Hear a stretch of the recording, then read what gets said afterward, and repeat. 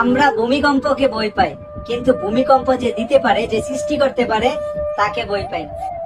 আমাদের ভিতরটা এই কাপড়টার মতো হয়ে গেছে, মানে অপরাধ করতে করতে আমরা এই কাপড়টার মতো হয়ে গেছি, একেবারে ভিতরটা ভেঙে চুরে মুচড়ে গেছে।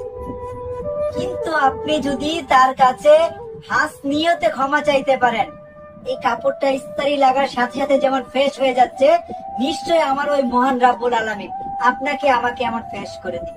এখনো কি আমাদের সময় আসে নাই ওই উপরওয়ালার কাছে ক্ষমা চাওয়ার? এত কিছু ঘটে যাচ্ছে আমাদের চারপাশে, এখান থেকে যদি আমরা শিক্ষা না নিতে পারি, আমাদের জীবনটা ব্যর্থ। এটা তো আমাদের জন্য পরীক্ষার জায়গা, বুক করার জায়গা না। চলেন না, সময় তো চলে আসছে, ফিরে যাই ওই উপরওয়ালার পথে।